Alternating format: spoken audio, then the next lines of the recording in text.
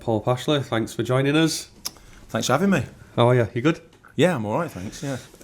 So who is Paul Pashley? Where might we know you from? Tell us who you are.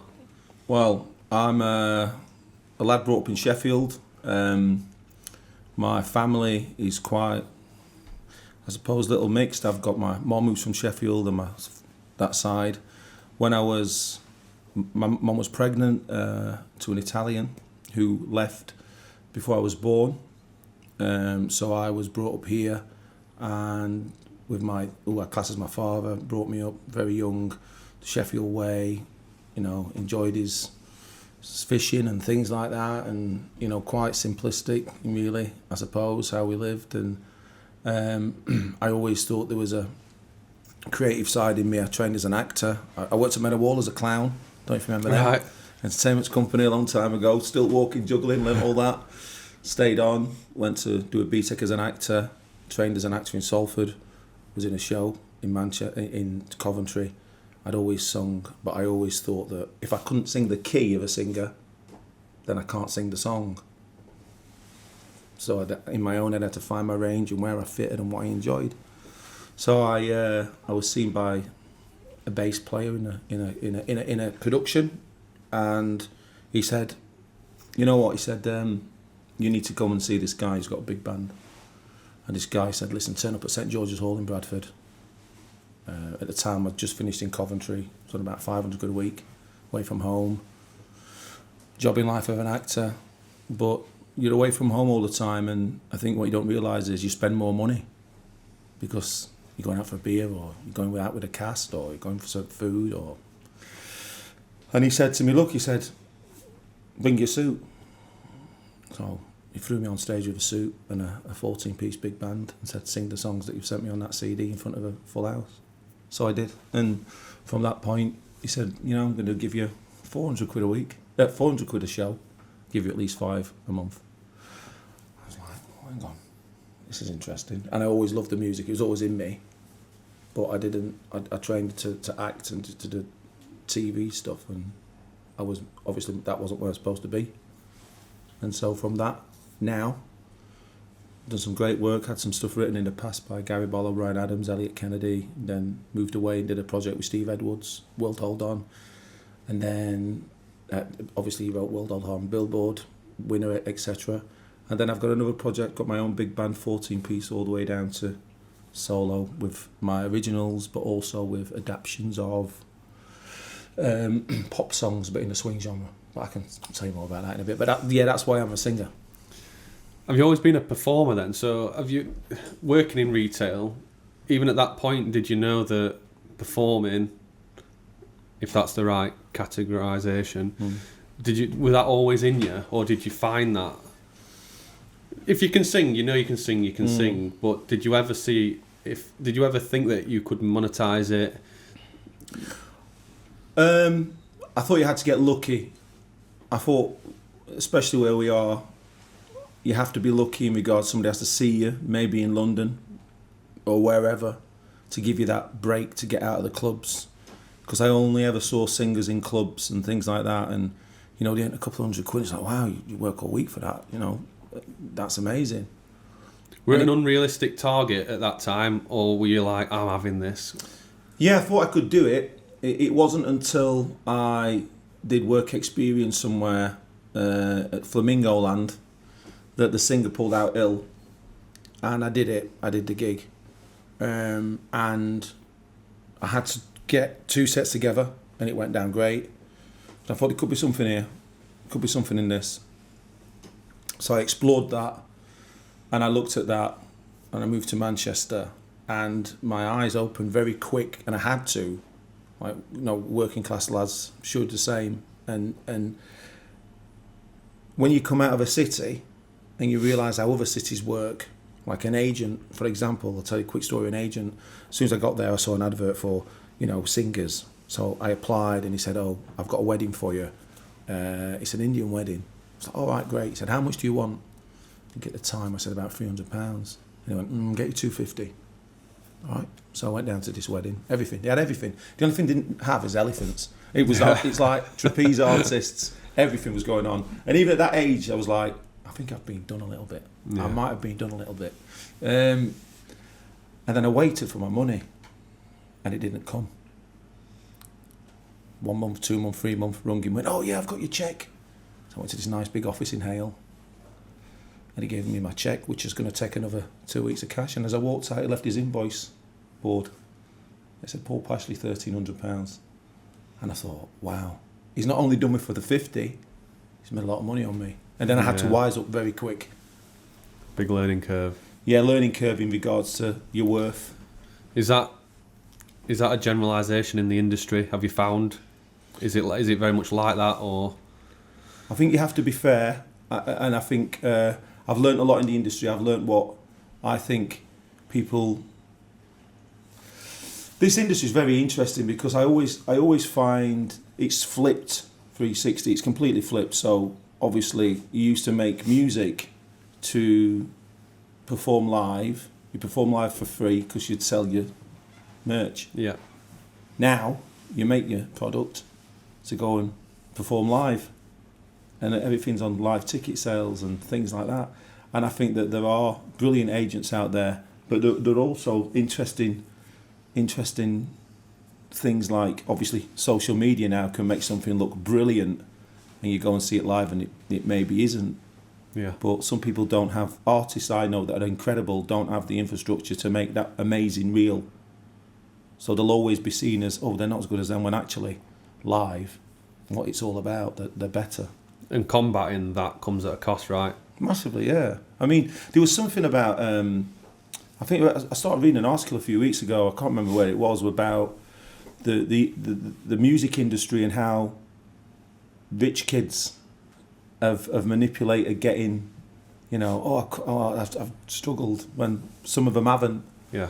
And that was interesting for me because, you know, again, talking about getting everything right, your social media, it's difficult, isn't it? Because you've got to have money to do that, and time. So it hasn't been a straightforward path then, has it? No. You've found your way. Yeah. Is there a particular breakthrough that you've had? Well, when I moved to Manchester, and I was heard singing down. I've had a few, actually, very lucky, you know, with the whole Gary Barlow, Bryan Adams recording originals, with a producer in Sheffield. A record label was going to come and sign me from America, came and watched me.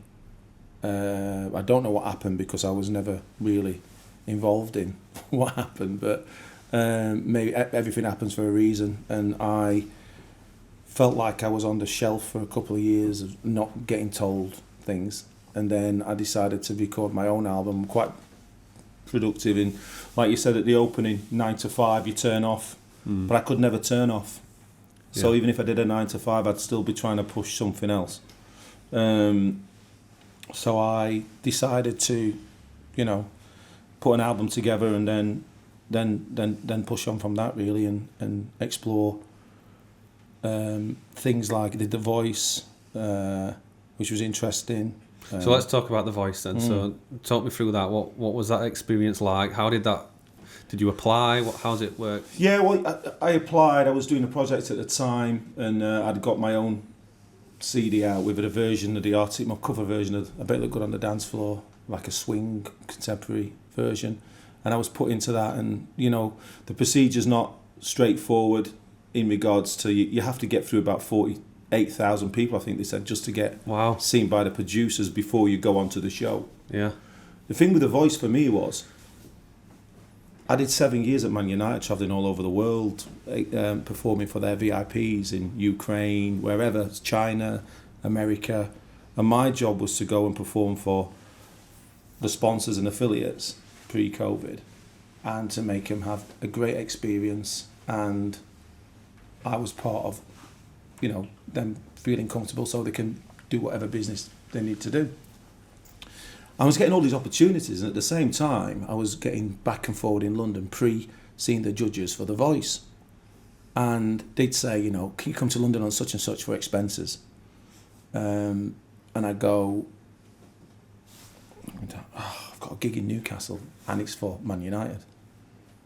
Now I came back on the train one day and I'm thinking, I've just literally got £58.20 for my expenses being in London all day, but I've cancelled a corporate.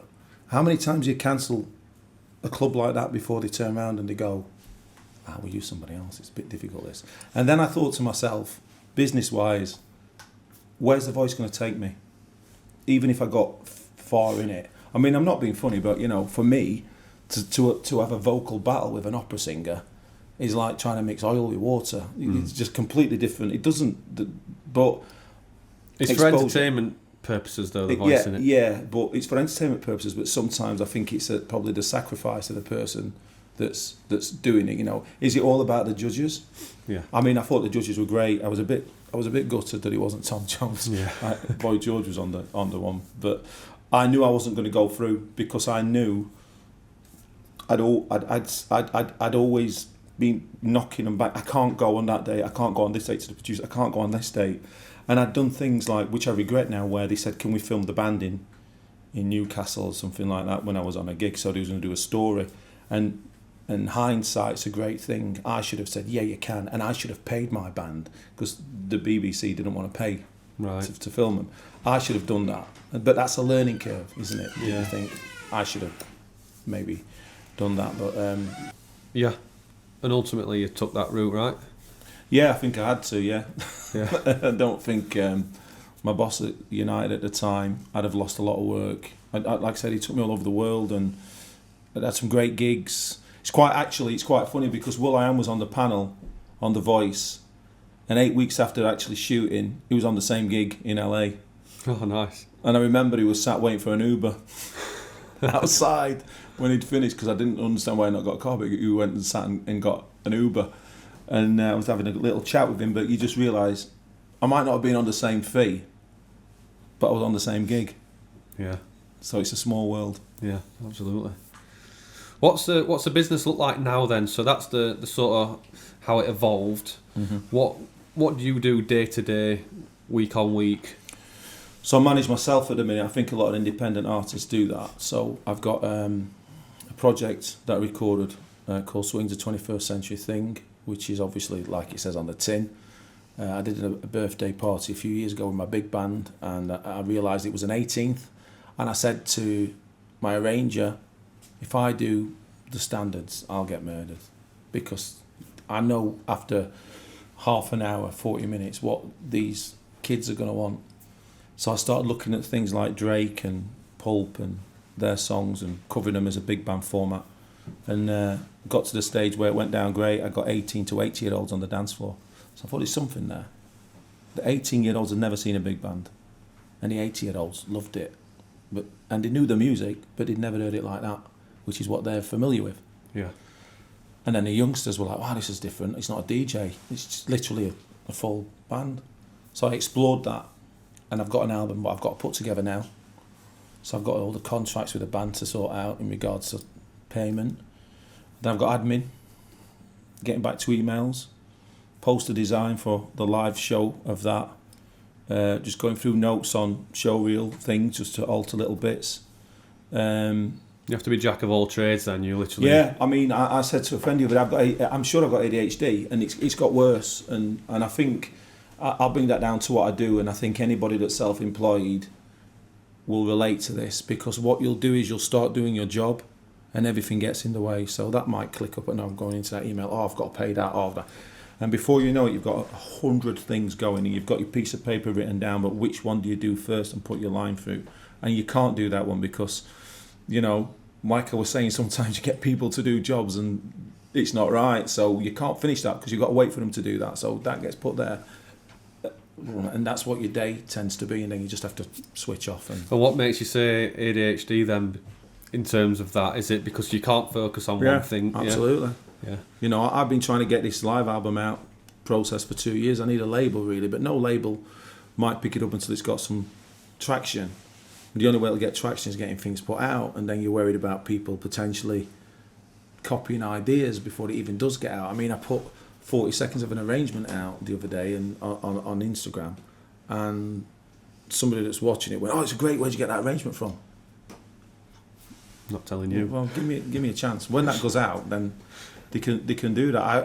There's always something or somebody trying to. So you just have to try and put it into the right pieces the right way, and that's what I spend most of the time doing. Just trying to, like last night for example, came back from London late, but traffic was horrendous. So I got back at 11:30, but I was still wide awake. So I'm sat watching Beauty in Black. Is it the Netflix series? Have you seen it? No. It's brilliant. It's really, really good. But I watched 3 episodes of that. I went to bed at 2:30. Yeah. Because I wasn't tired. Yeah. So my body clocks, and then I'm getting up and going, So yeah, you don't know constant carry on. Yeah. It's the age-old thing where you've got to work on projects, and you need exposure. But if you ignore the little things, it all doesn't tick, does it? I watched something about somebody put, I think it was a Rev actually. He put on his Instagram, would Picasso know how to do a reel? There you go. And that's what that's a day in it. Yeah. Without content. Yeah. Planning.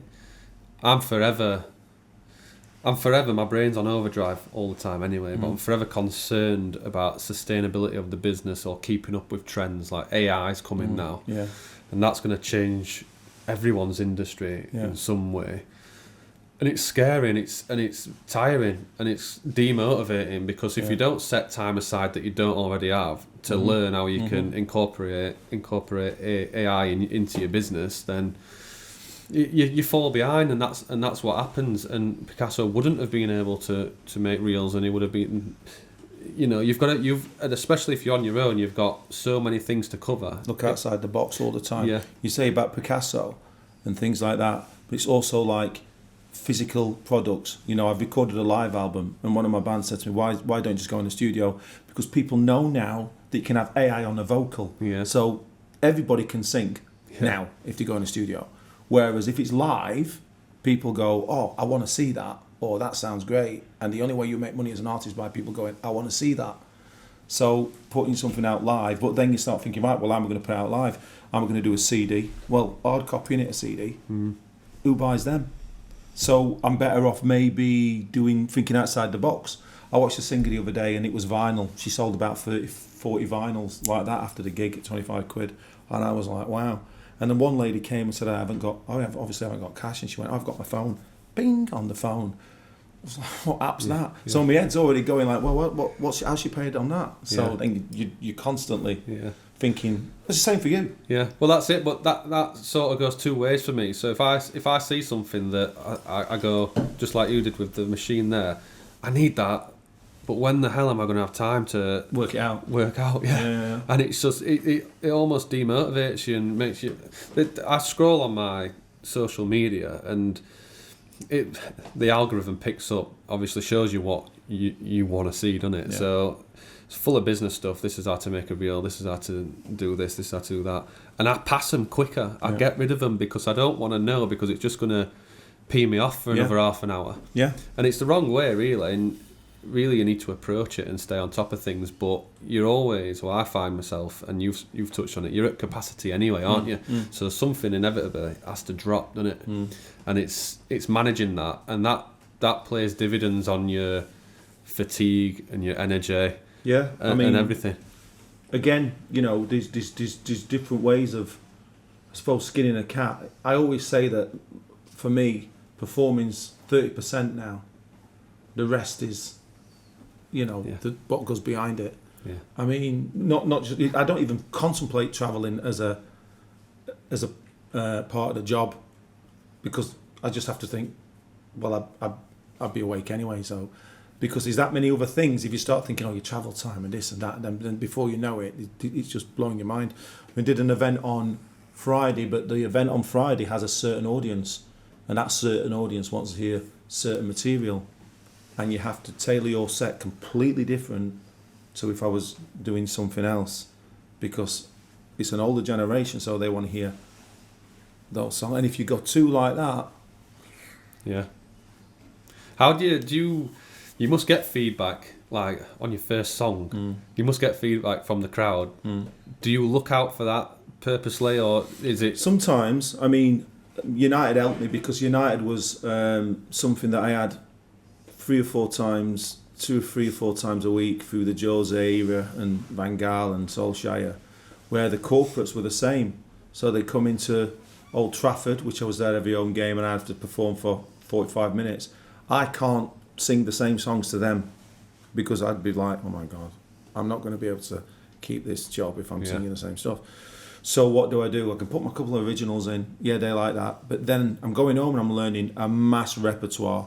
So then when I'm flying abroad, I've got Latvians, Chinese, Swiss, Norwegians, Ukrainians, all in different genres, in different times. I mean, I went to Norway once, not with United, and I thought I was singing Coldplay and I was singing some up to tempo stuff, What We Need, and they were singing the Final Countdown. Do you know what I mean? And they were looking at me like I was weird, and I'm thinking, what's going on? You're 20 years behind. But that helped me look at an audience and think, I don't like that.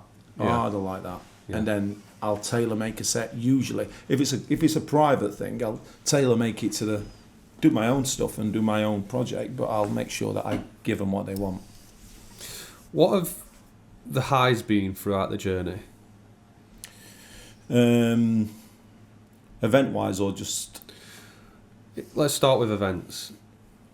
I always forget what I've done. What about the Rooney wedding? Oh, that was good. Yeah, that was interesting. That was... Did that come up because you were working at Manchester United? No, it was completely separate to that. I was in a nightclub, and a friend who I'd mentioned briefly earlier about hearing me sing down a phone. I was singing somewhere, and he came down and had a chat with me, and I was on a night out with him, and I was having a drink. And he went, you need to go and speak to this event organiser and sing. And to be quite honest, I was cut. I was leathered. Yeah. And I just ended up singing something like Moon Dance down the river, and she went, yeah, okay, no worries. I didn't have a clue what it was. The Rooney wedding was interesting because I couldn't tell anybody. And although I've worked for the club a lot separately, yeah, and Sir Alex and all that sort of like side, I wasn't a Man United fan. I was a Sheffield Wednesday fan. But I understood the club, I understood the brand, and I had to.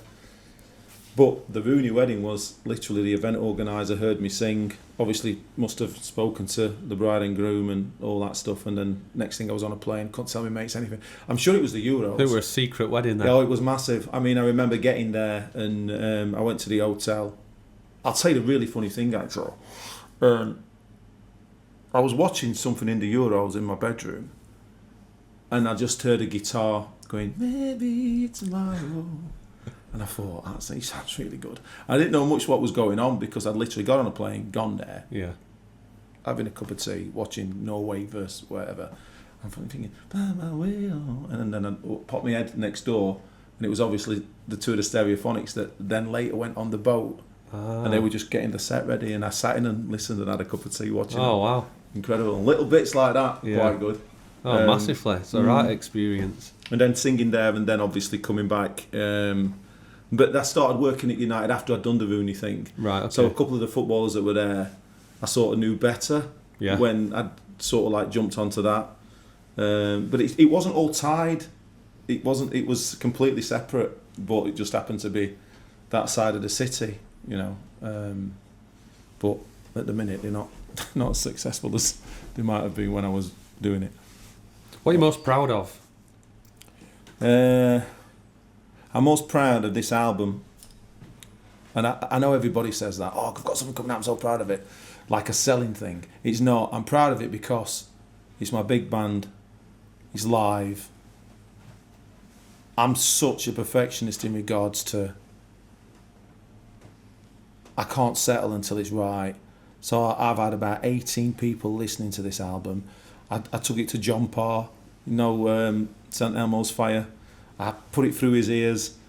He told me what to do. Went back to the studio, made those changes, and then played it against some of the big band albums online. And it's live. So for me, seeing my voice on it, how I wanted it, because I did my own project after I'd done some stuff with Elliot. I decided to go and do my own album, and I was never happy with it. Maybe because I didn't have the budget to do what I wanted to do. I was never happy. So this one I'm really pleased, and the artwork's incredible because it's like do you know the football place on London Road, Little London Road? I can't remember what they call it now. The indoor. Indoor, yeah. I did a photo shoot and sat on the Reliant Robin, and he took a shot, and then I've got like graffiti everywhere. Yeah. I'll show it you. It's really unusual. But when that singer's selling them vinyls, like say, our heads are always going. So she's selling a vinyl. She's not sung any of the songs that's on that vinyl, but because the audience like her personality, they're buying that product. Yeah. And they're buying. And I'm thinking, right, well, the artwork on that vinyl could look brilliant because because I've got a picture, I can have it popping. Yeah. So that'll sell the vinyl as well as what. Everything needs to come together. And it's just pulling it all. And at the minute, I'm just trying to get it all in. What's the goal with the album? Like, what's the heights that it can go to? What do you expect? I'd like it to be licensed properly by a big label. I'd like to get it out there, get some traction on it, release singles first, then I'll release the album. The marketing strategy, getting it right, as I'm sure you know, is so hard. Mm-hmm. So many angles you can go. For me, I'd like a label to hear it. I sent it to a few labels that loved it, but they see a big band album and think you have to tour with a big band when you don't. Right. But just getting acknowledgement of, like the Paul Anka Rock Swings. Did you ever hear that? Like, it's a great album. It's similar to that, but we're doing Dance Monkey and Drake and everything. But I'd like to get that recognised, and then once I've done that project can work live with a booking agent or something, and I can go and do some originals and carry on doing what I'm doing. In terms of influencers, heroes, are there any? Do you aspire to be like anyone in particular? You sound like you're pretty much your own man, and you're sort of following your nose, and you've got a sense of direction. Is there any influence from outside, or I think not? when I started singing, and I had a manager at the time, he was trying to like get deals for a nice watch and nice car and, you know, smart, crisp suit and all these things that people aspire to the genre of music. When I say swing and big band, I cross over, but that's where I'd sort of like live.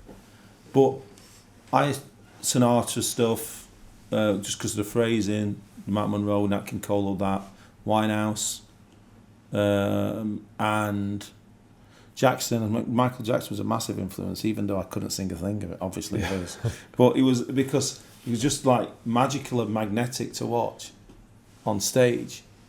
For me, I'm from Sheffield, so it's good that, like I say, with my father, my biological dad was Italian. It's nice to have that, and it sort of fits with the genre for people. But I'd like the edginess, and I think what I'd like to explore is the fact that I can go and sing those songs on days like these, whatever, Good Life, the classics, and the new stuff. But I don't have to be completely wink, wink, shiny. It doesn't have to be crisp. It can be a little bit. And sometimes raw. being different works in your favour. Yeah, because there's already a Bublé, Cullum. There's already them. They're already there. Yeah. So what's you can't emulate them. I always laugh because it's like I saw Michael Bublé tribute. Well, Michael Bublé's a tribute, isn't he? Not like, I don't mean it disrespectful. I mean he's a tribute to that American Songbook. So to be a tribute to him is twist my head a little bit. I can't really get my head around it. But yeah. We've been talking about mental health in business with our guests.